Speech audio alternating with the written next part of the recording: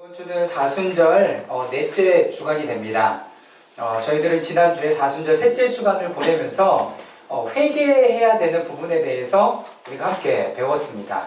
그래서 예수님 시대의 사람들이 가졌던 일반적인 율법적인 생각, 어떤 사건이나 경험을 맞이하면서 그냥 생각나는 대로 이거는 이것 때문에 그래가 아니라 하나님의 마음과 하나님의 생각을 좀 물어보면서 우리가 어떻게 이 시대 가운데 분별하면서 가야 될 것인가에 대한 하나님의 말씀을 주시고 계시다라는 것을 기억할 수 있었으면 좋겠습니다.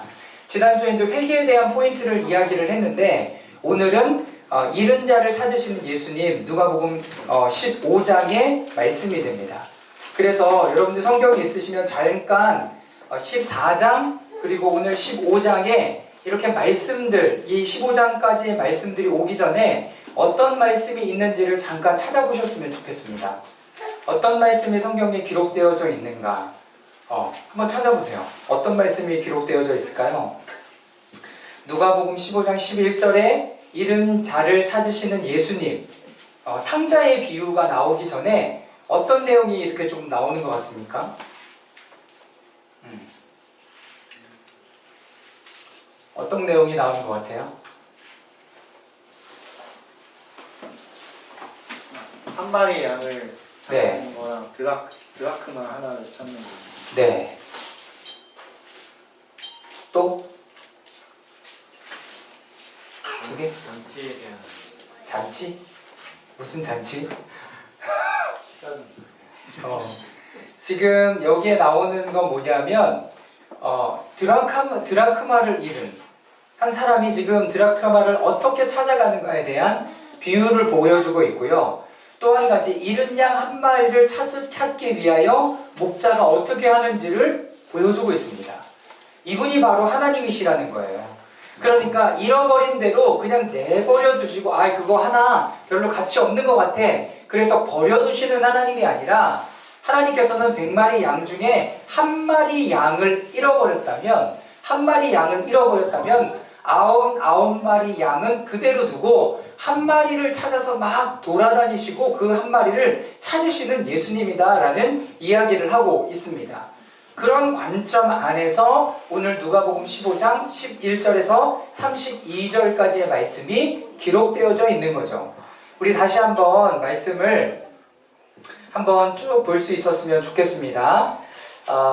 우리 형제님들이 11절, 자매님들이 12절 이렇게 하면서 교독해서 말씀들을 다시 한번 이렇게 쭉 봤으면 좋겠습니다. 이 말씀을 읽으면서 여러분들 마음 가운데 좀 와닿는 부분이 어떤 부분인가 좀 한번 생각해 볼 수 있었으면 좋겠습니다. 우리 먼저 형제님들이 11절, 자매님들이 12절 그렇게 해서 번갈아 가면서 읽도록 하겠습니다. 11절 읽겠습니다. 시작.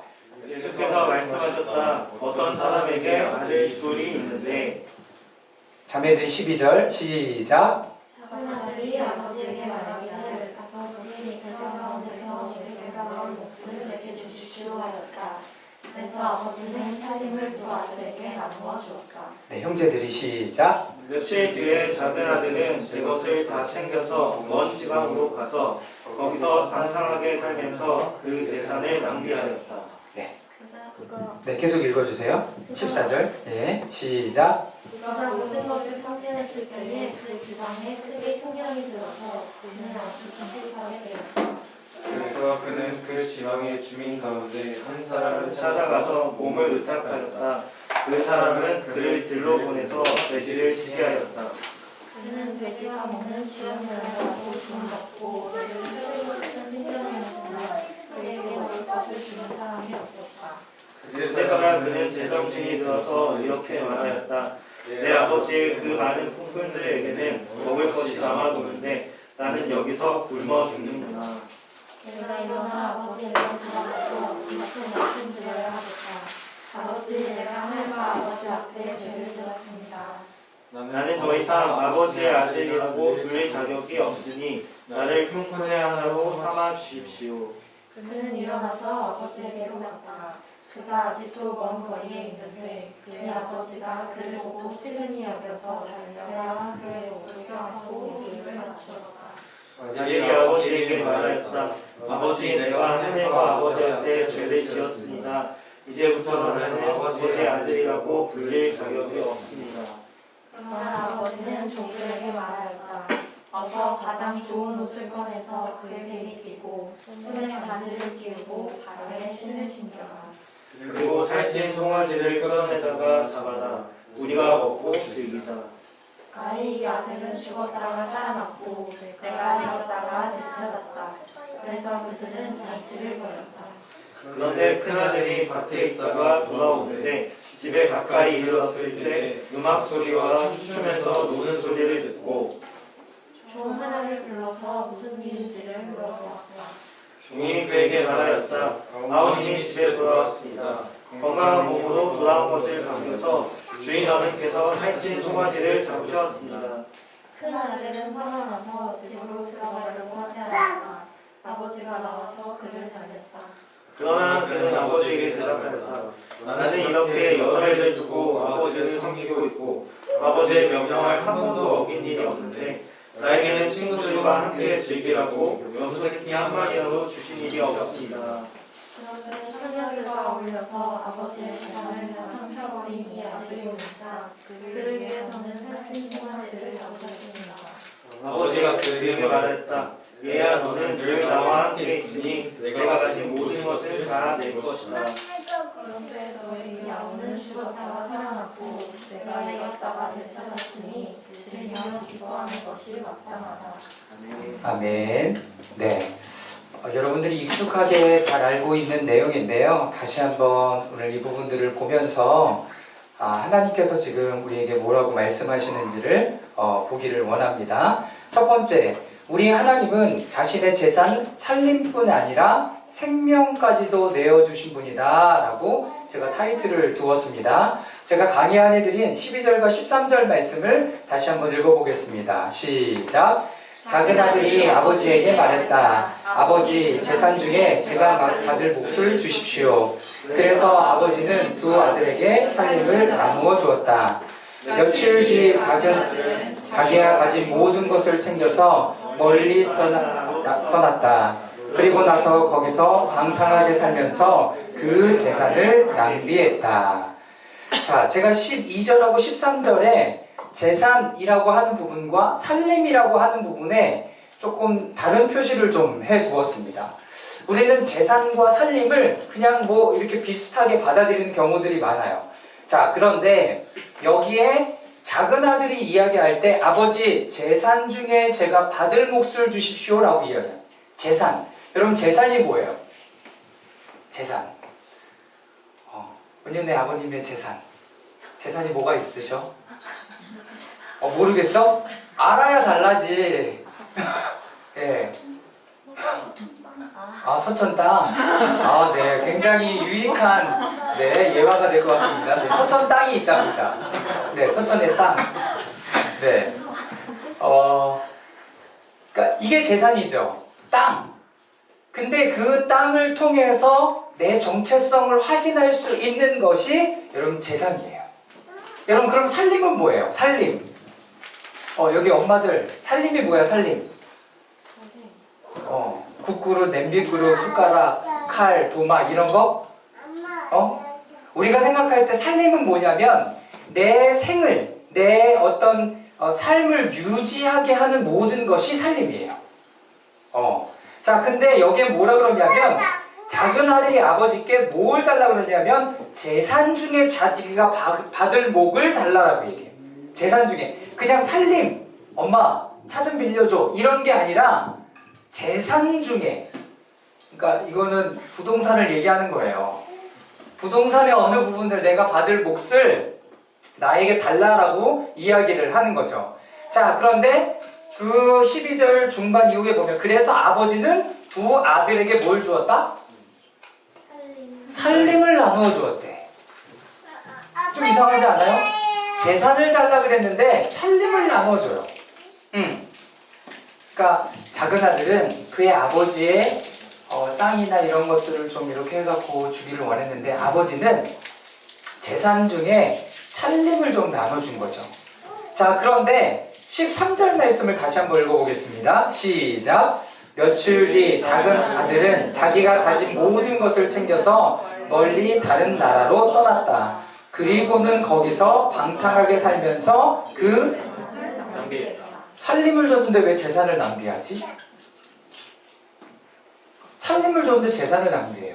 여러분, 성경이 잘못 지금 기록하고 있는 것이 아니라 재산이라고 이야기하는 이 우시아라는 단어는요, 헬라 문화권 안에서 본질, 존재를 뜻하는 거예요. 본질, 존재. 그럼 목사님, 본질, 존재 자체가 땅이에요? 부동산이에요?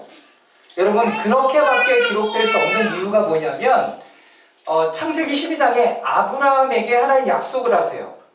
하나님께서 아브라함을 찾아와서 약속을 하는데 첫 번째 뭐에 대한 약속을 하세요? 재산, 자손에 대한 이야기를 하시죠. 그리고 너에게 땅을 주겠다. 그리고 너가 복의 근원이 되겠다. 복의 근원이 되게 하겠다라고 말씀하신 그 하나님의 말씀을 보면 여러분, 땅을 갖는 것은 그 사람이 하나님 앞에 약속한 정체성의 일부인 거예요. 그래서 땅을 성경에 뭐라고 얘기하냐면 기업이라고 이야기해요. 이 땅이 나의 기업인 거예요. 그러면 여러분들의 정체성을 나타내고 여러분들에게 하는 어떠한 것은 무엇이냐라는 거죠. 어떠한 것은 무엇이에요? 여러분들이 가장 잘하는 것일 수 있어요. 내 정체성이 잘 표현되는 것. 여러분, 이것이 하나님께서 여러분들에게 허락한 우시아가 될 수 있는 거예요. 뭐라고 얘기하면 재산이 될 수 있다는 거죠. 자, 우시아는 헬라 문화와 철학에서 본질, 존재로 의미하고 깊이 뿌리를 내리고 있는 말이 바로 이 말이라는 거예요. 존재를 가지고 있어서 깊이 뿌리 내리고 있는 것이 우시아라는 단어인 거예요. 우시아라는 단어. 그래서 생계를 가능하게 하는 소유물로서의 토지, 즉 부동산적 의미의 재산을 의미한다. 이러한 의미의 토지 소유자의 존재, 또 본질을 대변하기도 한다. 둘째 아들이 아버지에게 요구한 것은 아버지의 존재를 가능하게 하고 본질을 대변하는 재산. 거기에 밑줄을 그으세요. 아버지에게 요구하는 것은 아버지의 존재를 가능하게 하는 거예요. 그러니까 지금 세대의 얘기에서 그냥 아빠 나에게 건물 나한테 물려줘, 지금 이 이야기를 하는 것이 아니라 성경적인 의미로 땅을 이야기를 하는 건데, 이 땅은 하나님께서 우리 민족과 그리고 가계와 우리 민족을 통해 우리 민족에게 허락하신 정체성의 일부를 이야기한다라는 것입니다. 그러니까 요즘 시대로 재산을 이야기하고 그리고 요즘 시대로 살림을 이야기하기에는 조금 여러분들이 이해하기가 좀 부족할 수 있습니다. 그렇기 때문에 여기에서 나오는 우시아는 그 사람의 존재 자체를 가능하게 하고 나타내게 하는 것이 우시아, 재산이라는 것을 이야기를 하고 있습니다. 자, 레위기 25장 28절 말씀을 다 같이 한번 읽도록 하겠습니다. 시작. 살림이 없을 때에는 그 땅은 한 사람이 1년이 될 때까지 소유한다. 1년이 되면 땅은 본래의 이자에게 돌아간다. 땅을 한 사람은 그때에 가서야 이상 곧 분배받은 그 땅을 차지할 수 있다. 네, 레위기에는 자신의 형편이 너무 어려워서 어떻게 하냐면 자신의 땅을 팔아요. 땅을 파는데 또 어떻게 하냐면 그 7년의 수를 계산해서 1년 첫 번째 희년이 지나고 첫 번째 해에 땅을 팔면 가장 땅을 비싸게 팔 수 있어요. 기준이 뭐예요?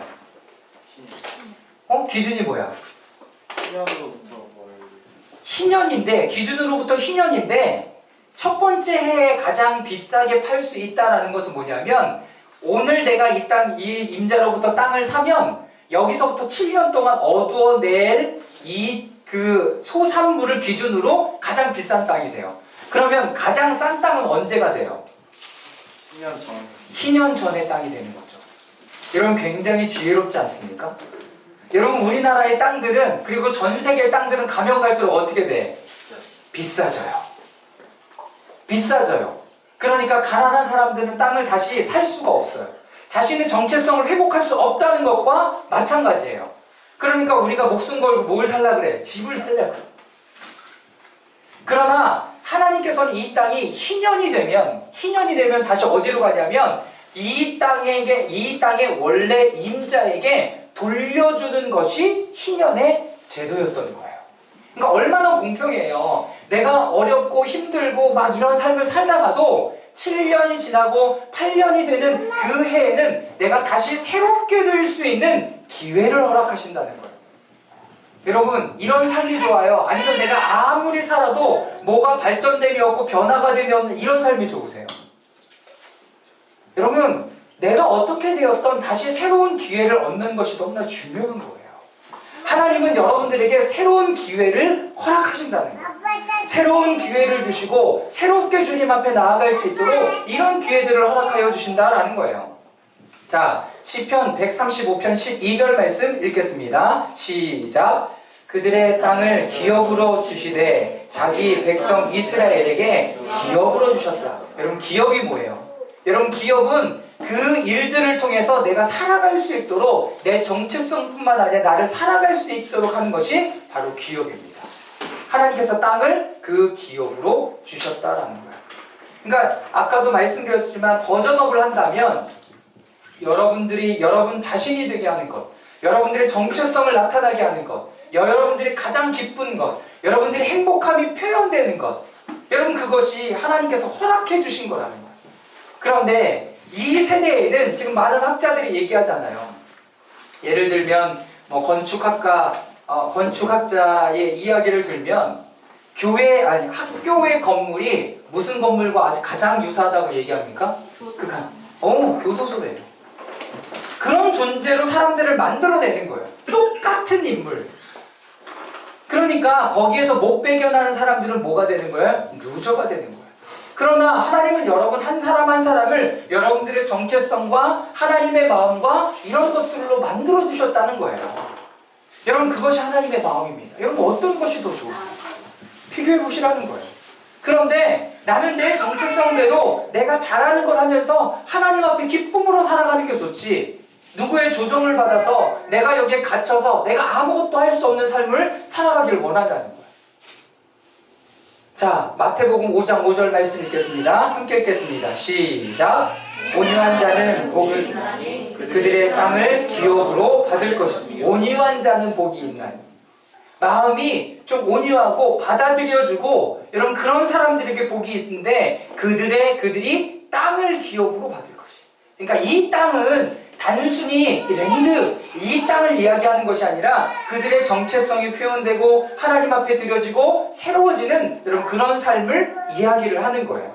자, 둘째 아들이 받은 것은 무엇인가? 살림, 비오스, 삶을 유지하는데 경제적인 수단을 말하는 거죠. 경제적인 수단.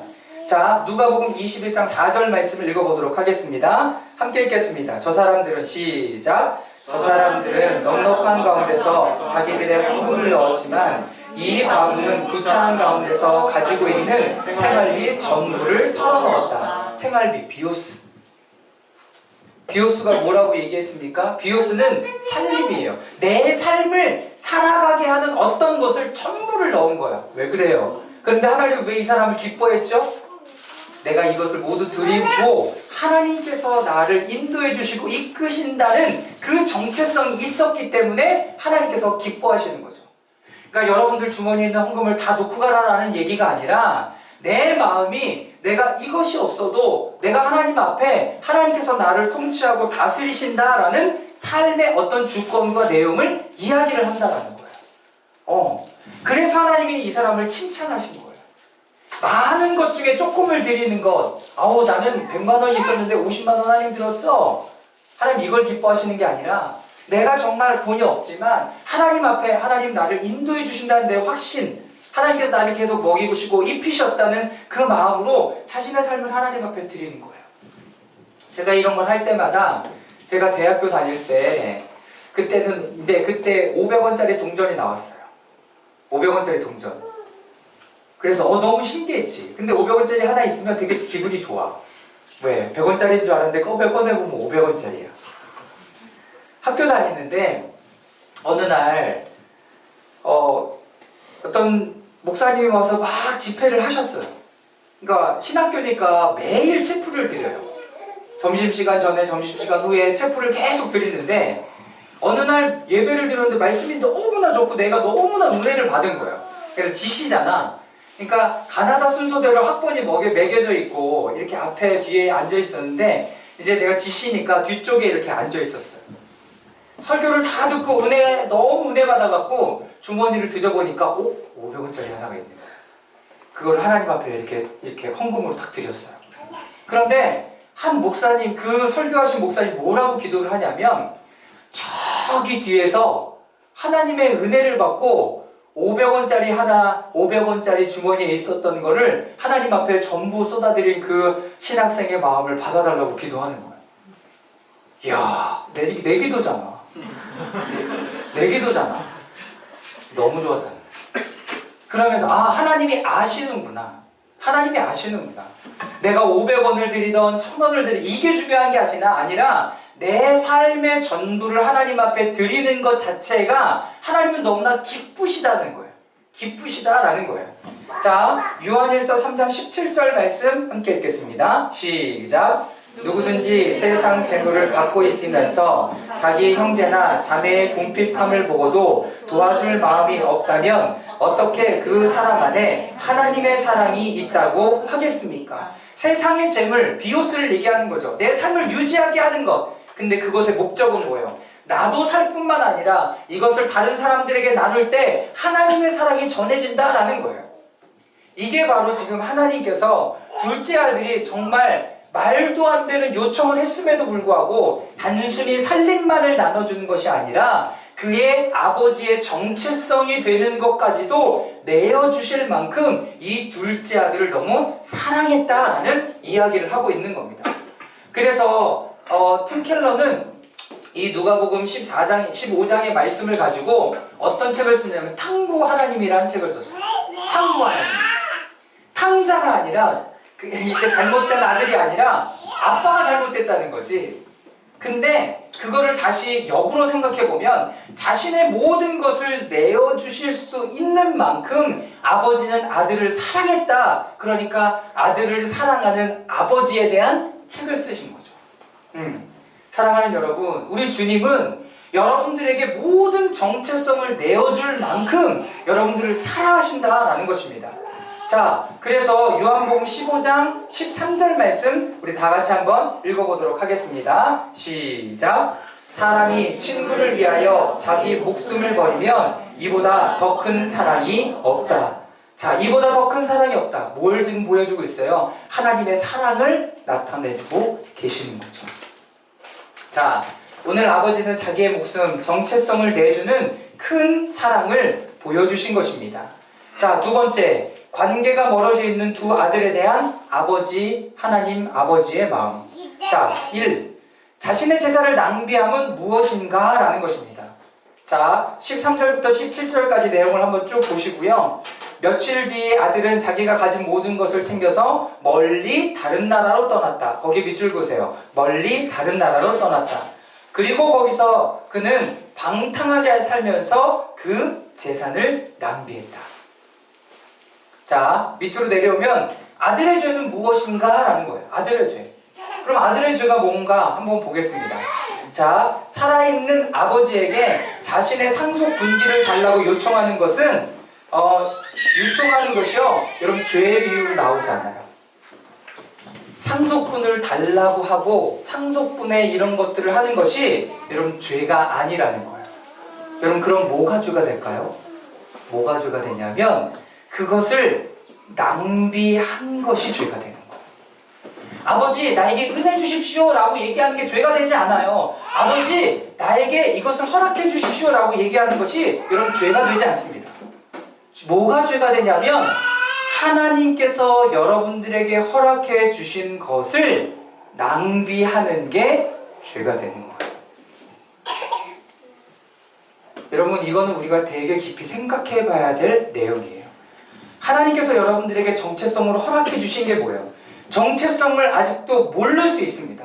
그러나 내가 이런 걸 잘하는구나, 내가 이런 부분을 하나님께서 나에게 은혜와 은사로 주셨구나. 여러분 이런 부분을 깨닫고 알게 된다면 나는 그 부분을 가지고 어떻게 사용하고 있는지를 보셔야 되는 거죠. 자, 여기에 낭비하다라는 것은요. 디아 스코르피조. 자, 16장 1절 말씀 함께 읽어보겠습니다. 시작. 또한 제자들에게 이르시되 어떤 부자 청지기가 있는데 그가 주인의 소유를 낭비하라는 말이 그 주인에게 들린지라. 자, 소유를 낭비한다라는 표현을 쓸 때도 같은 단어를 쓰고 있죠. 이게 뭐냐면 하나님께서 이 주인은 청지기가 정말 부자인데요. 한 사람의 청지기를 세워놓고 이거 잘 관리해라고 얘기했는데 주인의 귀에 뭐가 들리는 거예요? 아, 당신의 청지기가 당신이 원하고 바라는 대로 이걸 쓰는 게 아니라 자기 마음대로 막 이 재산을 쓰고 있답니다. 라는 소리가 들리는 거예요. 이거를 낭비라는 표현을 쓰고 있습니다. 자, 그러니 둘째 아들이 낭비하는 것은 무엇인가? 그의 자신의 재산이 되는 거예요. 아까 재산은 뭐였어요? 그 사람의 정체성을 표현해 주는 것을 계속 낭비하고 있는 거예요. 시간의 낭비가 될 수 있습니다. 재물의 낭비가 될 수 있습니다. 여러분, 재능의 낭비가 될 수 있습니다. 달란트의 낭비가 될 수 있습니다. 하나님께서 그런 것을 원하시는 것이 아니라 그 달란트와 은사와 재물과 시간과 이것을 통해서 하나님께 어떻게 우리가 이 부분들을 다시 드리고 있는지, 다른 사람들을 살려내고 있는지 보기를 원한다라는 것입니다. 자, 아버지에게 달라고 했던 건 우시야. 근데 아버지의 존재의 근거가 되는 우시야를 청했던 둘째 아들은 아버지의 존재의 기반이 되는 우시야를 완전히 사라지게 낭비했다라는 거죠. 자, 자신의 정체성을 깨닫습니다. 자, 13절 말씀 다시 한번 읽어보도록 하겠습니다. 13절 말씀 시작. 며칠 뒤 작은 아들은 자기가 가진 모든 것을 챙겨서 멀리 다른 나라로 떠났다. 그리고는 거기서 방탕하게 살면서 그 재산을 낭비했다. 여기 방탕하게 라는 단어는요, 아소토스라는 뜻인데요. 여러분, 구원 없이라는 뜻이에요. 구원 없이라는 뜻. 여러분, 성경에 방탕하다라는 단어는요, 구원 없이 살아가고 있는 모습을 방탕하다라고 얘기하는 거예요. 그러니까 술 먹고 담배 피우고 이런 것을 방탕하다라고 얘기하지 않아요. 구원 없이 살아가는 모습에 대하여 방탕하다라고 이야기를 하는 거죠. 자, 여러분 요한복음 3장 16절, 17절 말씀, 17절, 18절 말씀을 한번 누가 찾아서 읽어주십시오. 요한복음 3장 17절, 18절.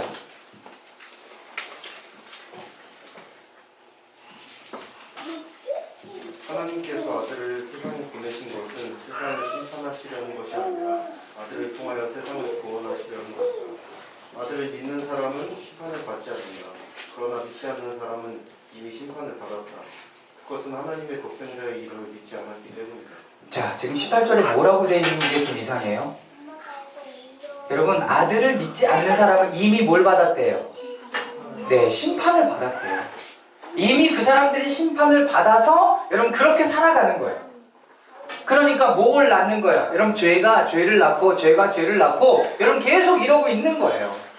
구원받은 사람은 왜 그래? 아니에요. 아니라고요. 그냥 구원받지 않았기 때문에 저렇게 사는 거예요. 여러분들 이런 얘기 하잖아. 저 사람들 왜 저래?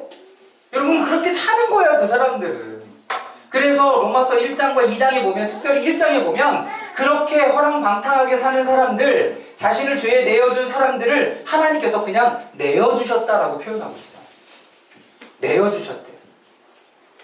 여러분, 그래서 나 그냥 내버려 두세요 라고 얘기하는 게요, 여러분, 죄인의 모습 중에 하나예요. 죄인의 모습 중에 하나예요. 내가 할 거예요. 내 맘대로 할 거예요 라고 얘기하는 것이 여러분 죄인의 모습 중에 하나예요. 그런데 하나님을 알고 하나님을 따라가고 하나님의 말씀에 순종한다. 여러분, 순종한다라는 말이 뭐예요? 순종한다라는 말은요, 그 말씀을 듣고 따라간다라는 거예요. 그렇기 때문에요, 성경에 우리나라 말에는 순종이라고 표현했지만 성경에는요, 이렇게 순종이란 단어 자체가 없어요. 원어에는. 이스라엘아 내 이야기를 들으라 라고 얘기할 때 듣는다라는 이 단어 안에 순종하고 움직이는 것까지 포함된 단어가 바로 듣는다라는 단어. 그래서 이스라엘아 내 말을 들으라 라고 얘기할 때 행동을 포함하고 있는 단어가 바로 이 들으라라는 단어가, 쉐마라는 단어가 그 뜻이죠. 그렇기 때문에 순종이라는 단어는 어떤 거예요? 내가 이 말을 들었다면 하나님의 말씀에 따라가는 행동을 의미하는 것까지 이야기를 하고 있다는 것입니다. 사랑하는 여러분, 방탕하게라는 뜻은요, 구원 없이, 구원받을 수 없이 살아가는 모습을 보여주고 있는, 자신의 정체성을 막 낭비하는 것을 난 잘 몰라서요가 아니라 여러분 그 사람이 구원을 받지 못하는 삶으로 여러분 나아가고 있는 중. 자, 죄의 본질은 무엇입니까? 거기도 표시를 해놔야 되겠죠. 여러분 죄의 본질을 내가 술 먹고 담배 피우고 이런 것들로 여러분 규정하지 마세요. 그리고 다른 사람들을 그런 것들로 정죄하지 마세요. 뭐예요? 자, 읽어보겠습니다. 죄의 본질은 무엇인가? 다 같이 읽겠습니다. 시작.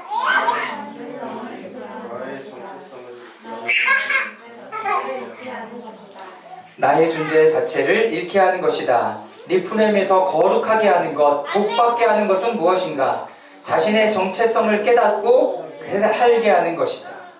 자신의 정체성대로 살게 하는 것이 복받게 하는 거고요. 죄는 뭐예요? 죄. 나의 정체성을 잃게 하는 것이 여러분 죄다. 그러니까 내가 뭘 잘못했고 내가 지금 이걸 하지 않은 게 죄가 아닌 거야.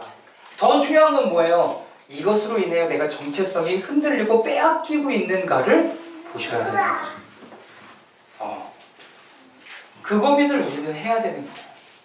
지금 여기서 그 말은 계속 하고 있는 거죠. 자, 두 번째, 아버지를 떠난 아들의 마음에 두려움이 임하기 시작합니다. 자신의 정체성을 잃은 삶, 그 안에 들어오는 감정은 여러분 두려움이에요. 자, 창세기 3장 9절에서 10절 말씀을 다 같이 읽겠습니다. 시작. 여호와 하나님께서 아담을 부르시며 내가 어디 있느냐 하고 말씀하셨습니다.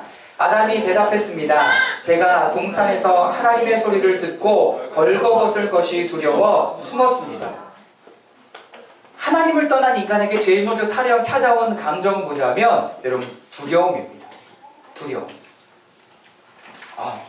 그러니까 이 아들이 하나님을 떠났을 때, 아버지의 집을 떠났을 때 여러분 돈이 뭘 해주는 것 같았죠. 근데 돈을 다 낭비하고 나니까 그 사람 마음 가운데 뭐가 찾아와요? 여러분 두려운 마음이 찾아와요.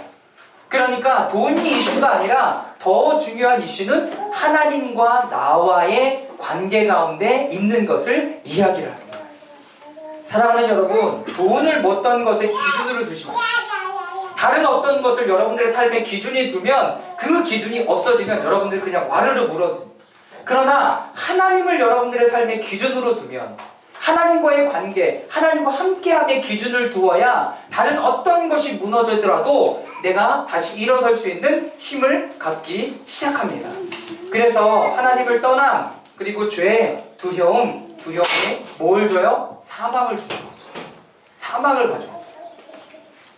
자, 세 번째, 둘째 아들이 돌이키기 시작합니다. 자, 몇 절 말씀부터 한번 읽어보자면요. 14, 15, 16, 17절 말씀을 한번 같이 읽겠습니다. 14절부터 시작. 그가 모든 것을 탕진했을 때 그 나라 전역에 심한 흉년이 들여 형편이 어려워지기 시작했다.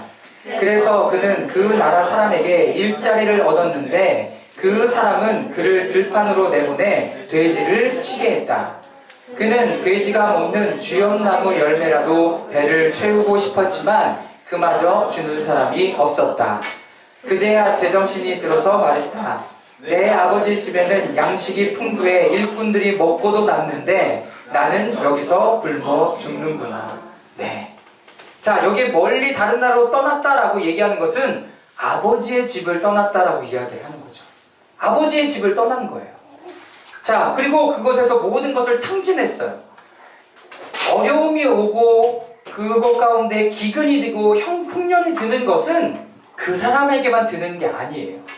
우리 모두에게 그런 일들이 닥쳐와요. 그런데 돈을 기준으로 삼고 다른 어떤 것을 기준으로 삼으니까 이런 것이 들었을 때 어떻게 해야 될지 모르겠네요.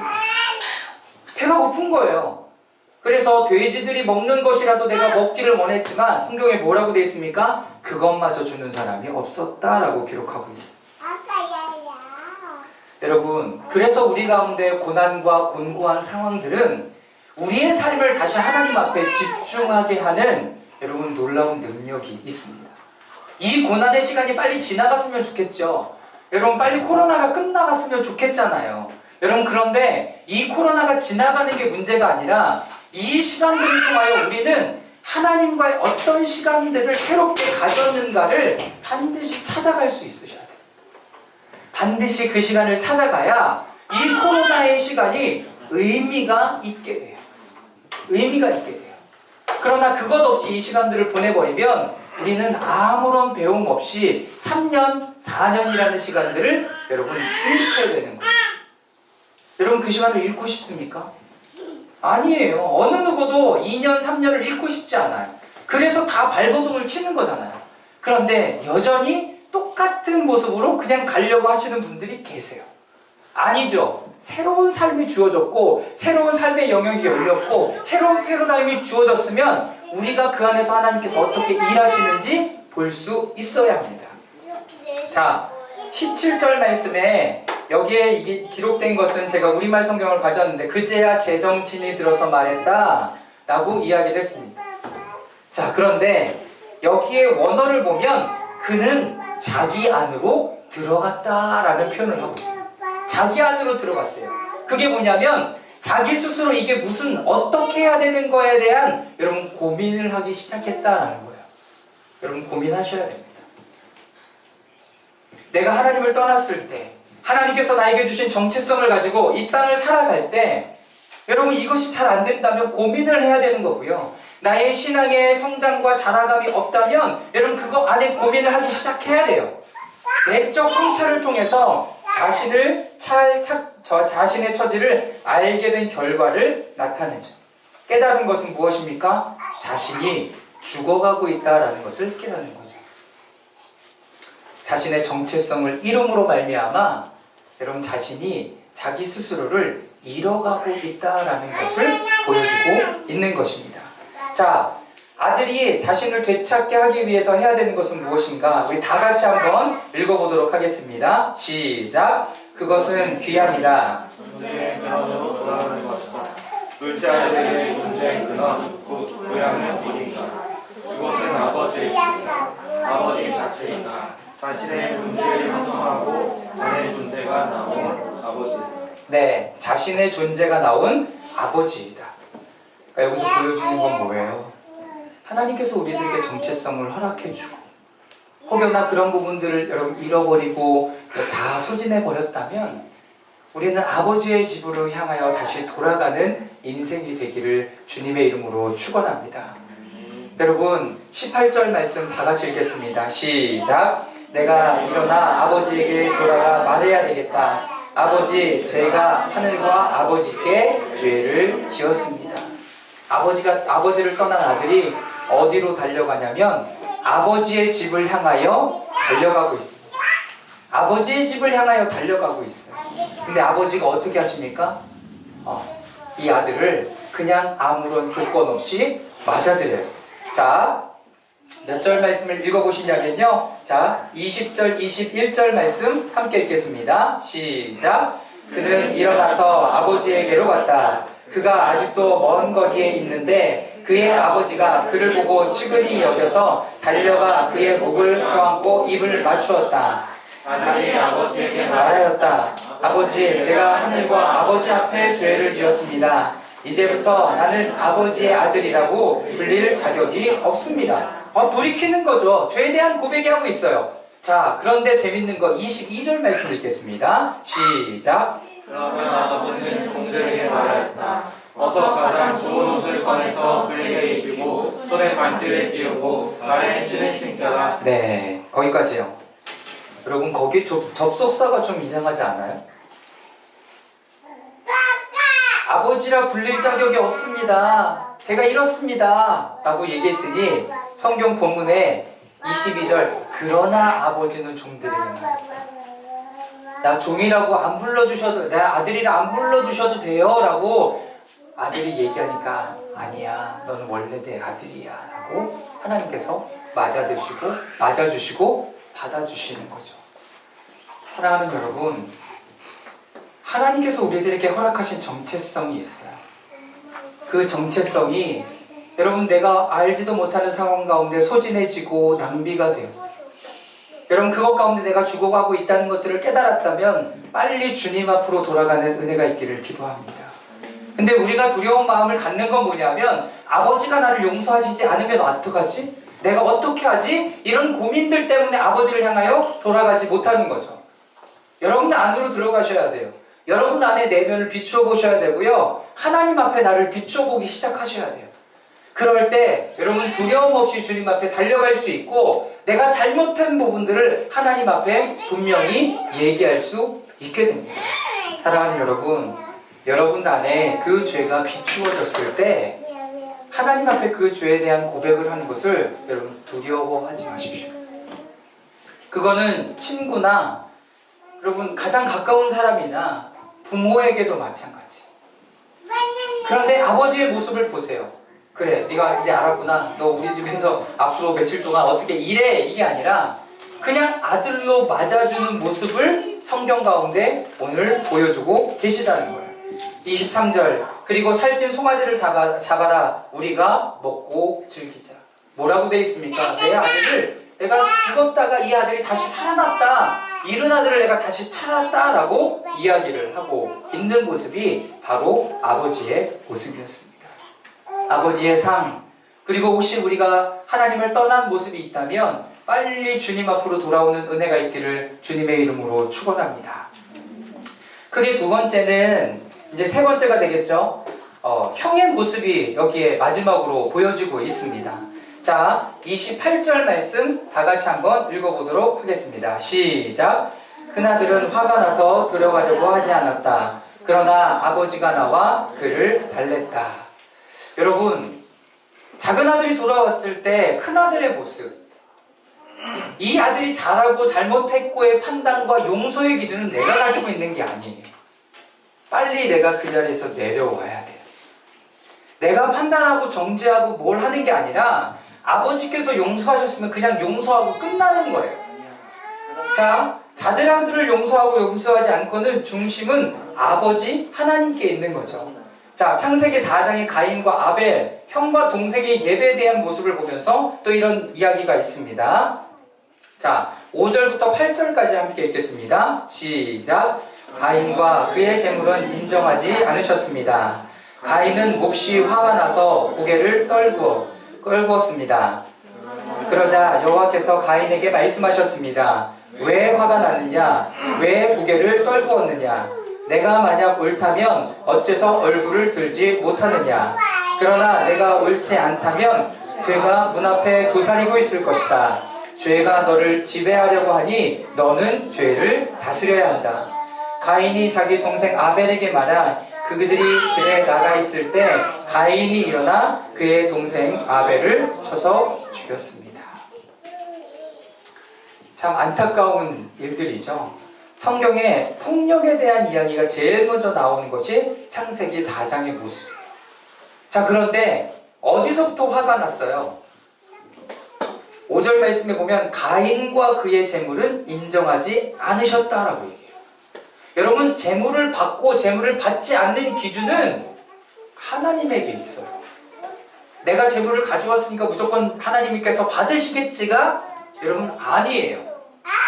하나님께서 예물을 받으실 수도 있고요, 안 받으실 수도 있어요. 그렇기 때문에 우리의 마음에 정성을 다하여 마음을 다하여 여러분 이 예배와 제물을 준비하며 나아가는 거죠. 자, 그런데 그 다음의 모습입니다. 그러자 여호와께서 가인에게 말씀하셨습니다. 왜 화가 나느냐? 왜 고개를 떨구었느냐? 얼굴빛이 변했기 때문에 그런 거죠. 하나님께서 말씀하십니다. 죄가 너를 지배하려고 하니 너는 죄를 다스려야 한다. 여러분, 죄를 어떻게 하면 다스릴 수 있을까요? 죄를.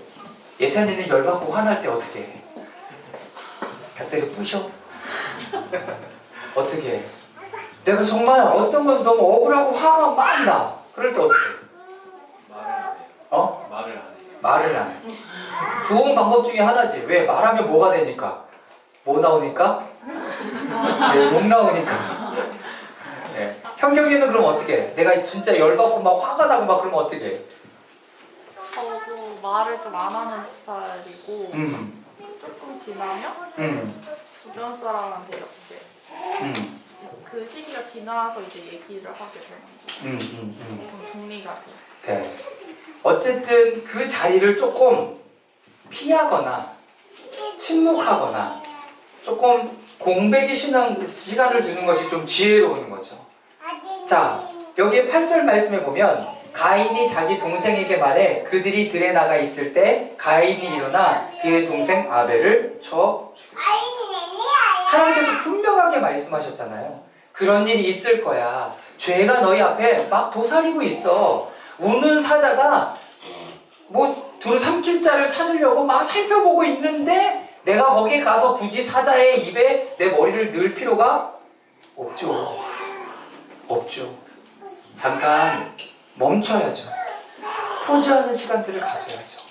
멈추고 내 입도 닫고 또 생각도 거기에 계속 함몰되지 않도록 다른 걸로 여러분 리프레시 해내야죠. 여러분 가장 간단한 모습이 그거예요. 그거를 막 지금 내가 열받는다 그래서 누굴 찾아가고 막 쏴대고 내 마음이 좀 시원해. 근데 나는 이미 죄를 지었어. 내가 판단하고 내가 정죄하고 그런 모습을 하고 있는 거죠. 여러분 이 큰형이 그랬는지도 모릅니다. 아버지, 나는 아버지 집에서 맨날 일했는데 나한테 한 번도 이런 거 해준 거 없잖아요 라고 했는데 아버지가 뭐라 그럽니까? 너 나와 항상 함께 있었잖아. 이게 다 네 거 아닌데? 네 거잖아, 네 거. 그리고 앞에 보면 두 아들에게 재산을 각각 나누어 줬다라고 성경에 기록하고 있어요. 내가 아버지의 집에 여기 종인지 주체자인지 여러분 잘 살펴볼 필요가 있어요. 큰아들이잖아요. 책임을 갖는 건 중요해요. 근데 책임을 갖는다라는 것 안에 내가 아버지와 함께 그 친밀한 교제를 더 가까이 나눌 수 있는 사람 아니에요? 여러분 책임자가 뭐예요? 예배의 책임자다라고 얘기하는 것은 그 사람이 하나님과 깊은 대화와 예배 가운데 기도 가운데 하나님의 마음들을 여기에 풀어놓는 사람이 예배의 책임자잖아요. 여러분들이 어떤 것에 책임을 맡았을 때는 그걸 가지고 하나님 앞에 나아가 하나님의 마음을 이곳 가운데 사람들과 나누는 것이 여러분 그래서 더 중요한 역할을 담당하고 은혜의 시간을 보낼 수 있는 자리예요. 책임자의 자리는. 난 책임지는 거 싫거든. 나는 내 마음대로 할 거거든. 난 시키는 대로 할 거야. 여러분 그게 아니라 여러분들의 주체자가 되고 여러분들의 삶의 주인이 되고 주님과 함께 여러분들의 삶을 여러분 경영해 나가기를 하나님께서는 너무나 원하시는 거죠. 우리 집에 있는 것이 다 네 거 아니었어? 근데 모르고 있었던 거죠. 그 다음에 큰아들에 대한 이야기를 여러분 더 이상 성경에는 하고 있지 않습니다. 큰아들이 잘못했다 잘하고가 아니라 그 판단을 하나 여기의 말씀에서도 하고 있지 않다라는 거예요. 많은 해석을 가져올 수 있어요. 큰아들도 그것을 깨닫고 집으로 돌아가서 기쁨의 모습으로 잔치에 참여할 수도 있고 나도 그럼 나도 동생처럼 할래. 그래서 가지고 다 정리해서 다른 데로 가버리기도 하기도 하고 그러면 둘째가 가졌던 일을 똑같이 겪겠죠. 포인트는 뭐예요? 포인트는 뭐예요? 하나님께서 여러분들에게 오시에 재산을 주신다는 거죠. 정체성을 형성하게 하는 것. 여러분들을 여러분 되게 하는 것. 여러분들을 여러분들로 하나님 앞에 살아가게 하는 것. 여러분 그것을 이뤘을 때 방법은 하나예요. 아버지의 집으로 돌아가는 게. 아버지에게 그 정체성을 다시 확인하는 길밖에 없는 거예요. 다른 어떤 사람들이 그걸 확인해주고 회복시켜줄 수 없어요. 아버지의 집에서 여러분들이 그 일들을 다시 회복하고 일어나는 귀한 일들이 여러분 모두에게 있기를 주님의 이름으로 축원합니다. 여러분 잃은 아들을 찾는 아버지의 방법은 기다림이었습니다. 막 찾아다니지 않았어요. 이 아버지는 근데 이미 어떻게 하고 기다리셨죠? 용서하고 기다리신 거예요. 용서. 우리 하나님이 그러신 거예요. 이미 여러분 모두를 용서하고 기다리시는 거예요. 그래서 지난주에 잠깐 나눴던 말씀 생각납니까? 예배는, 제물은 어떤 데 드린다고요? 회개는 뭐라고 해요? 메타노이아. 메타가 넘어, 노이아가 뭐예요? 알게 되었다는 거예요. 나중에 내가 그것을 깨달았을 때 하나님 앞에 돌아오기 시작하면 하나님은 나를 회복하고 용서하고 여러분 그 안에서 기쁨이 넘쳐나는 거예요. 여러분 그래서 왜? 아버지가 이미 회복하고 용서해 놨기 때문에. 그럼 나도 깨달았으니까 이제 관계가 그 안에서 이미 회복된 관계로 하나님 앞에 나아가는 거예요. 그러니까 기쁘고 즐거운 예배, 기쁘고 즐거운 날이 되는 거죠. 사랑하는 여러분, 그래서 여러분들의 삶에 여러분 어려움을 당할 수도 있고요. 내가 하나님 앞에 죄를 지을 수도 있습니다. 그러나 그럴 때마다 우리를 이미 용서하시고 다가오시는, 그리고 기다리시는 주님 앞에 여러분들이 날마다 기쁨으로 달려갈 수 있기를 주님의 이름으로 축원합니다. 아멘. 자, 오늘 질문들 이렇게 올려주시겠습니까? 네, 질문 올려주시고요. 자, 당신이 하나님께 받은 재산은 무엇입니까? 재산을 오시아라고 표현하면 좋겠죠? 하나님께서 나에게 허락해 주신 재산, 정체성, 그리고 여러 가지 여러분 되는 것을 확인하게 하는 것이 무엇인가? 건물 받은 사람 없잖아, 우리. 건물은 아니야. 지금 땅 받은 사람 없잖아. 땅은 아니야. 그래서 찾지 마. 자, 두 번째, 방탕하고 낭비하고 있다고 여겨지는 것이 있는가? 그것은 무엇이고 그것을 어떻게 직면하고 있는가? 세 번째, 오늘 말씀을 통해 비추시는 하나님의 메시지는